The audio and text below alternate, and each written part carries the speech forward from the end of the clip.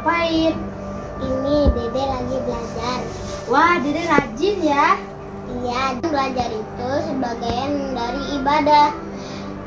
Dede juga sambil menunggu waktu berbuka puasa. Oh, Nah, ini Dede sudah selesai belajarnya.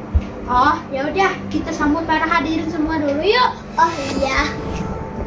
Assalamualaikum warahmatullahi wabarakatuh.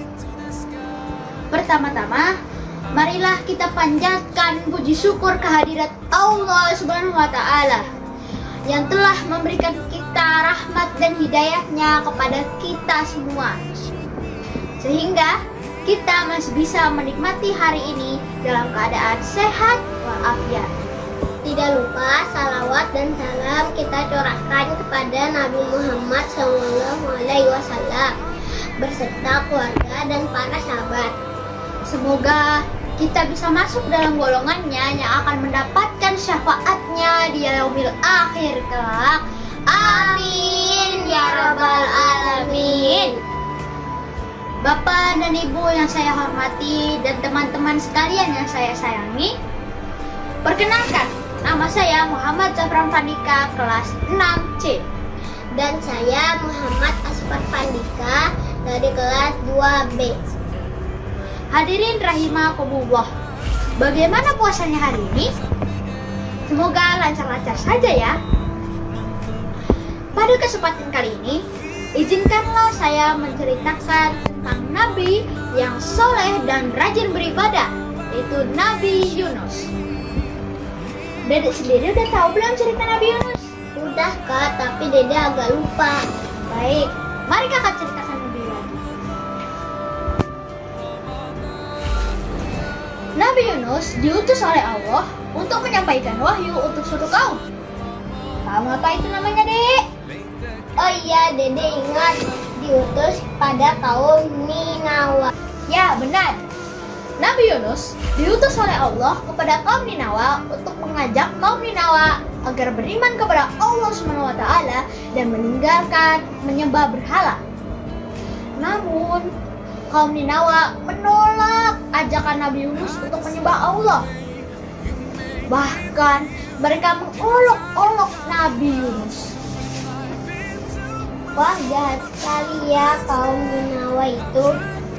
Allah Subhanahu wa Ta'ala menyampaikan kepada Nabi Yunus untuk memberitahu kaum Ninawa bahwa akan ada azab besar dari Allah Subhanahu wa Ta'ala. Lalu meninggalkan kaum Ninawa dengan rasa penuh amarah kepada kaumnya. Setelah Nabi Yunus pergi, azab benar-benar diturunkan oleh Allah Subhanahu wa Ta'ala kepada kaum Ninawa. Lalu kaum Ninawa sadar bahwa itu adalah azab dari Allah Subhanahu wa Ta'ala. Dan dalam kesadaran itu, kaum Ninawa bertaubat kepada Allah Subhanahu wa Ta'ala. Lalu Allah mendengar taubat tersebut dan melihat adanya kejujuran pada kaum Ninawa untuk bertaubat. Lalu Allah menghentikan azabnya untuk kaum Ninawa. Melihat peristiwa azab tersebut, Nabi Yunus tetap meninggalkan kaum Ninawa. Padahal Allah belum mengizinkan Nabi Yunus untuk meninggalkan kaum Ninawa. Lalu pergilah Nabi Yunus menaiki kapal.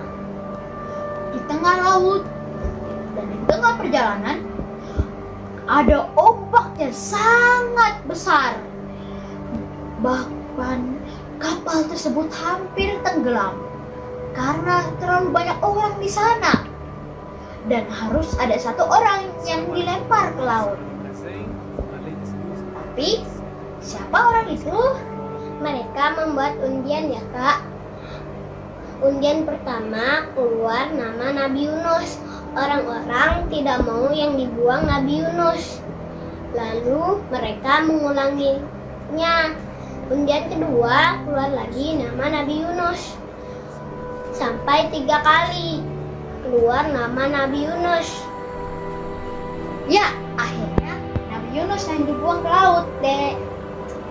Nah, Nabi Yunus Yunus di tengah laut, terombang-ambing di laut. Nabi Yunus dimakan oleh paus yang sangat besar. Namun atas kehendak Allah Subhanahu wa taala, Nabi Yunus tidak mati di dalam perut ikan. Tetapi Nabi Yunus hanya bisa melihat kegelapan. Dan Nabi Yunus sadar bahwa itu adalah buah dari tidak sabar. Lalu di dalam perut ikan paus tersebut, Nabi Yunus berdoa kepada Allah. Doa Nabi Yunus adalah, La ilaha illa anta subhanaka inni kuntu minadz dzalimin. Yang artinya, tidak ada Tuhan yang berhak disembah kecuali Engkau ya Allah. Maha suci Engkau. Sesungguhnya aku adalah termasuk orang-orang yang berbuat zalim. Lalu Allah mengabulkan doa Nabi Yunus. Ikan paus memuntahkan isi perutnya, termasuk Nabi Yunus, dan akhirnya Nabi Yunus selamat. Nah iya, itu adalah kisah Nabi Yunus. Nah, dari kisah Nabi Yunus tersebut ada pelajaran yang dapat kita dapat ya Dek. Yang pertama, kita hanya bisa meminta pertolongan kepada Allah Subhanahu wa taala. Dan yang kedua, kita harus lebih bersabar. Karena orang sabar dicintai oleh Allah Subhanahu wa taala. Sabar ada kaitannya dengan bulan Ramadan saat ini, yaitu sabar dalam menahan haus, sabar dalam menahan lapar, ya, dan sabar dalam menahan nafsu ya. Tidak boleh marah-marah, apalagi melakukan kejahatan, itu sangat tidak boleh. Yang ketiga, memperbanyak amal seperti sholat tarawih, bersedekah, dan membaca Al-Quran. Nah, di bulan Ramadan itu amal-amal kita akan dilipat gandakan pahalanya, Dek. Ya benar Kak, karena membaca Al-Quran pahalanya per hurufnya dan mendapatkan syafaat di akhir kelak. Amin ya Rabbal alamin. Masya Allah, sungguh besar rahmat yang diberikan Allah kepada orang-orang yang beriman. Untuk itu, marilah kita lebih mendekatkan diri lagi kepada Allah Subhanahu wa taala. Dan juga memperbanyak sholat, membaca Al-Quran, dan bersedekah. Karena di bulan Ramadan ini adalah bulan penuh berkah.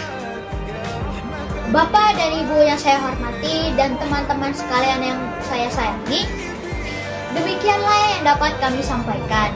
Semoga dapat bermanfaat bagi kita semua. Kurang dan lebihnya mohon dapat dimaafkan dan dimaklumi. Wabillahi taufiq wal hidayah. Wassalamualaikum warahmatullahi wabarakatuh.